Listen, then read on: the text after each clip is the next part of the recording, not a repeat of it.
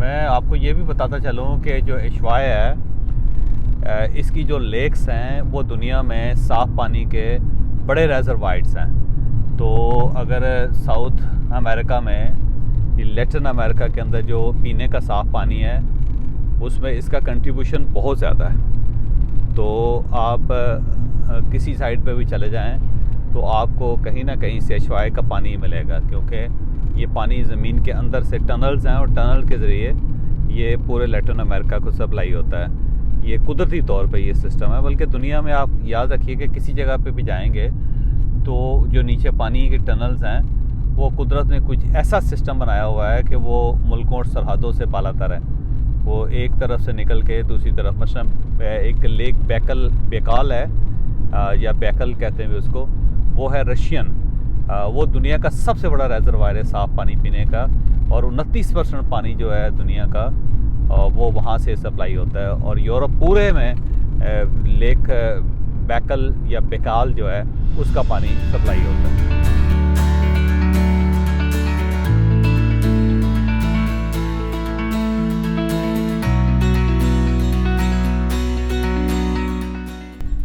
एक बहुत बड़ी लेक है, बड़ी झील है यहाँ पे, और आप देखें कितना बड़ा मैग्नीट्यूड है इसका। ऐसा लगता है जैसे समंदर है।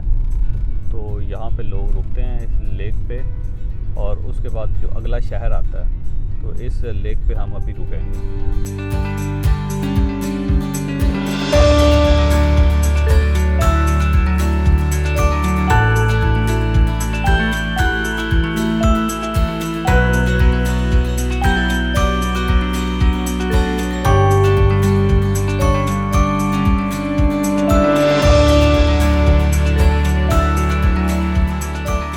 आपको आता नहीं है जैसे समंदर है, लेकिन समंदर नहीं, ये लेक है।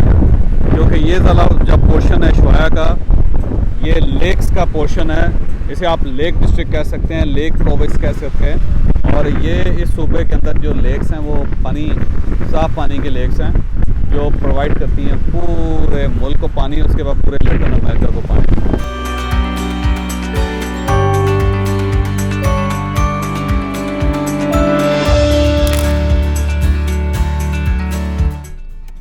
जी हम तोलवीन आ गए हैं। तोलवीन जो है दूसरा शहर है और ये 150 किलोमीटर दूर है एशवाय से। और हम ऐसे ही तलाश करते करते लेक्स देखते देखते यहाँ आ गए। अब इस शहर को डिस्कवर करेंगे कि शहर के अंदर क्या है। और ये जो तलवीन शहर है ये लकड़ी की वजह से मशहूर है। यहाँ पे वुड की बहुत सी फैक्ट्रीज़ हैं, और आगे पीछे से जंगल काट के लकड़ियों के तख्ते बनाए जाते हैं, फिर लकड़ियों का सीज़न किया जाता है। यहाँ पे सीज़न करने की बहुत फैक्ट्रीज़ हैं, और उसके बाद ये पूरे लैटिन अमेरिका के अंदर लकड़ियाँ बेचते हैं, यहाँ से जाती हैं। छोटा सा शहर है, बस ऐसे उजड़ा हुआ सा, कोई ख़ास शहर के अंदर मुझे एक्टिविटी नज़र नहीं आ रही जो एक्टिविटी एशवाय में थी। एशवाय में ज़्यादा टूरिस्ट आता है, ये टूरिस्ट प्लेस नहीं है।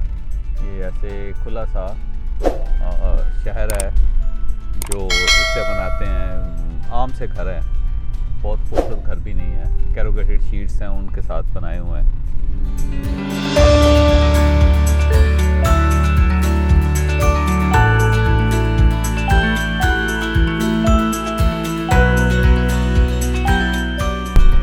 ये तलवीन जो है ना, ये भी इसी तरह देखें वो लेक के साथ है, दूर पहाड़ है और छोटी सी कम्युनिटी यहाँ पे रह रही है। अब हम वापस जाएंगे उस कॉफ़ी शॉप पे, और वहाँ पे एक कॉफ़ी खड़काएंगे और उसके बाद फिर आगे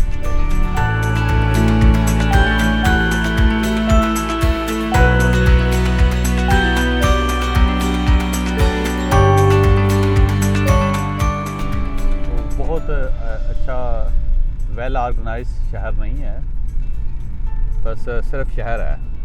और सड़कें भी बिल्कुल टूटी फूटी सी हैं, ऐसे लगता है जैसे गुजरात आ गए हैं, या लाला मूसा, ये चकवाल, क्योंकि बहुत ज़्यादा वो वेल ऑर्गेनाइज नहीं है कि कहा जा सके कि बहुत ही खूबसूरत जगह है। जी जनाब, ये बेसिकली अर्जेंटाइन की एक पोर्ट है, अल मोनास इसका नाम है। और ये भी अशवाया से थोड़े से फासले पे अगर हम बाहर जाएं तो रास्ते में आती है। और इसका कमाल ये है कि छोटी सी पोर्ट है और ये सिर्फ फिशरमैन्स की पोर्ट है। यहाँ से सिर्फ मछलियाँ पकड़ी जाती हैं और मछलियाँ जाके अशवाया में बेच दी जाती हैं। इसका कमाल ये है कि ये चिली के बॉर्डर पे आपको दूर एक शहर नज़र आ रहा होगा। यहाँ से अगर मैं आपको आगे लेके जाऊँ तो वो चिली है, वो चिली का शहर है। और जहाँ पे मैं खड़ा हूँ ये अर्जेंटाइन का शहर है। और ये अर्जेंटाइन की पोर्ट है और दूसरी साइड पे चिली की पोर्ट है। और वो जो सारे पहाड़ हैं जो इस वक्त मैं आपको दिखा रहा हूँ ये सारे चिली के पहाड़ हैं, ये वाले। और उसके बाद ये जो ग्रीन पहाड़ है ये सारे अर्जेंटाइन के पहाड़ हैं। तो अर्जेंटाइन और चिली के बिल्कुल दरमियान आपको छोटे शिप्स नज़र आ रहे हैं, ये फिशरमैन की शिप हैं। और ये वहाँ जाते रहते हैं चिली, और चिली से वहाँ से शिप इधर आते रहते हैं। तो इनका जो बॉर्डर है वो ज़रा थोड़ा सा सॉफ्ट है, तो इससे बहुत ज़्यादा जाके वहाँ पे कागजात चेक किए जाएँ तो ये इधर से लोग उधर जाते रहते हैं और उधर से लोग यहाँ आते रहते हैं। और दरमियान में इन्होंने बहुत से जाल लगाए हुए हैं और मछलियाँ पकड़ने के लिए। तो यहाँ पे कहते हैं कि 20-20 केजी की मछली जो है ना बड़े आसानी से पकड़ी जाती है। तो यहाँ से बहुत मछलियाँ पकड़ी जाती हैं और फिर वह अशवाया भिजवाई जाती हैं। और यहाँ पे शिप्स हैं जिनके अंदर फैक्ट्रियाँ लगी हुई हैं जो इन मछलियों को साफ़ करके उसे पैक करके बाकायदा जो है मार्केट के अंदर बेच देते हैं। तो ये एक बड़ी खूबसूरत सी मज़े सी जगह जहाँ पे चिली का बॉर्डर नज़र आ रहा है और इस साइड पे अर्जेंटाइन नज़र आ रहा है। ये साउथ पोल की तरफ आखिरी होटल है, आखिरी मकाम है। और सामने आप पहाड़ देखें, ग्लेशियर है, एक लेक है और उसके बाद बाकी पहाड़ हैं। फिर आपको दूर एक छोटा सा नज़र आ रहा है जो रहने का है पार्ट, और वो फ्री फॉर ऑल है। नीचे आप घोड़े देखें, ये जंगली घोड़े हैं, ये किसी की मलकियत नहीं है, बस ये यहीं पे घूमते फिरते रहते हैं इस नेशनल पार्क में। और एंड पे मैं आपको वो मकाम दिखाऊंगा जहाँ पे दुनिया ख़त्म हो जाती है, एंड ऑफ द वर्ल्ड इस साइड पे भी है। Last hotel, last restaurant, last coffee shop, और उसके बाद अंटार्कटिका, बस ख़त्म हो जाती है यहाँ पे दुनिया। आप फिर एक लेक देखें, ये भी दुनिया की आखिरी लेक्स हैं और उसमें शुमार होती है। सामने जो सफ़ेद आपको पहाड़ नज़र आ रही हैं चिली है, और जहाँ पे हम खड़े हैं इस वक्त ये अर्जेंटाइन है। तो उसके ऊपर ये आखिरी लेक्स हैं, उसके बाद ज़ाहिर है अंटार्कटिका स्टार्ट हो जाता है, यहाँ से शिप्स जाते हैं आगे और बस दुनिया ख़त्म। तो बस ये उस तरफ बढ़ते हुए ये लास्ट लेक्स हैं जो हम इस वक्त यहाँ पे देख रहे हैं। वो सामने जो सफ़ेद रंग के आपको पहाड़ नज़र आ रहे हैं वो चिली है, और ये बिल्कुल जैसे हमारी झील सैफुल मलूक है वैसी लगती है ये। और इस पूरे इलाके के बारे में ये है कि आज से 4500 साल पहले तक ये सारा इलाका बर्फ़ के अंदर दफन था। यहाँ पे बहुत बड़ा था, बर्फ़ का पहाड़ था, और उसके बाद फिर बर्फ़ मेल्ट कर हो गई और उसके बाद ये निकली फिर सब कुछ, और 4500 साल पहले सब कुछ हुआ। और उस वक्त यहाँ पे जो थिकनेस थी ग्लेशियर की वो 1200 फुट थी, यानी सारा इलाका 1200 फुट नीचे बर्फ़ के दफन था।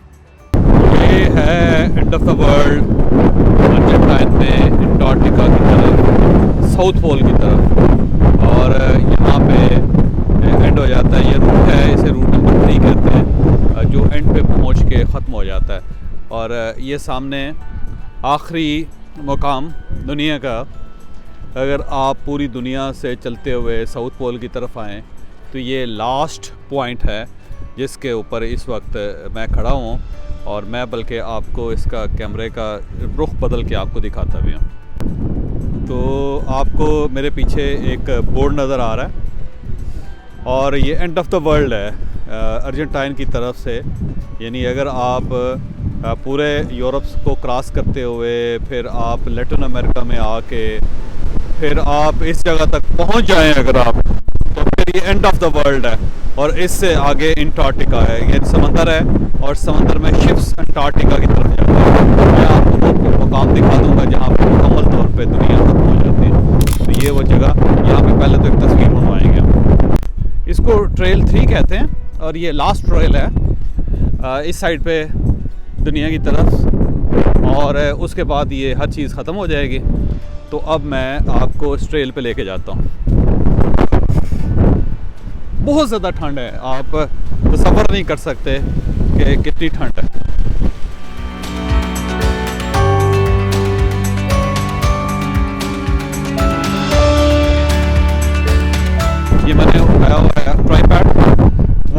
ऑलमोस्ट जम गया हुआ है, आप यकीन करें। और ये जो आपको यहाँ पे ख़वातीन और मर्द आते हुए नज़र आ रहे हैं, इन सब ने अपने हाथ और सर मुँह पर बैठी हुई है।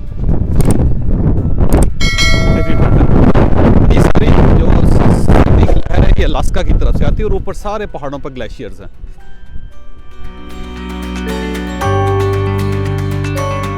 और ये जो जगह है जहाँ पे मैं इस वक्त मौजूद हूँ, इस जगह के बारे में कहते हैं कि आज से 4,500 साल पहले यहाँ पे 1200 फुट मोटी लेयर थी बर्फ़ की। और उसके बाद फिर ये ज़ाहिर क्लाइमेट चेंज आया और ये इस टाइप के लोग यहाँ पे होते थे जब ये यूरोपियन थे, और उन्होंने आके जब देखा तो पता चला कि ले जी यहाँ तो इस टाइप के लोग रहते हैं। इंसान थे लेकिन जानवरों की जैसी ज़िंदगी गुजार रहे थे।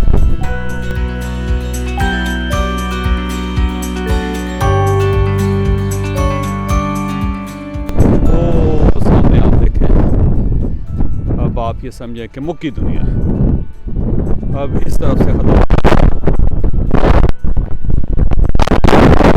ले जनाब, दुनिया ख़त्म हो गई है यहाँ पे पहुँच के। और अब हम आगे क्या करेंगे?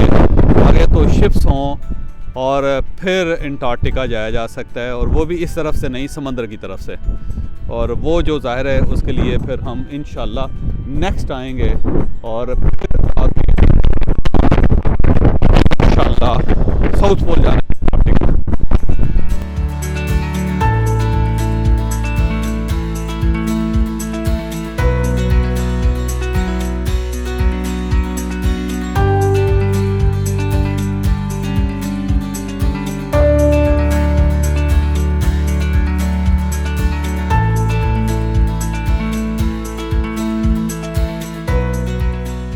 बहुत ज़्यादा इस वक्त यहाँ पे हवा है, और इस तेज़ हवा में मैं दुनिया के आखिरी सिरे पे आपको खुदा हाफिज़ कहना चाहता हूँ कि बिल आखिर इस जगह पहुँच गए, और इससे आगे दुनिया ख़त्म हो जाती है। फिर सूरज का सफ़र यहाँ पे आके ख़त्म हो जाता है, अंटार्कटिका, इसके बाद यहाँ से और यहाँ पे सूरज की रोशनी नहीं होती। साउथ पोल, तो साउथ पोल जहाँ से स्टार्ट हो रहा है उस लेवल तक हम पहुँचे और बस ख़त्म होगी दुनिया यहाँ से।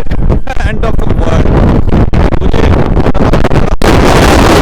हर तरफ से ज़मीन को देखने का, जहाँ पे दुनिया ख़त्म होती है उसे देखने का मौका दिया, तो यहाँ पे भी आके एंड ऑफ द वर्ल्ड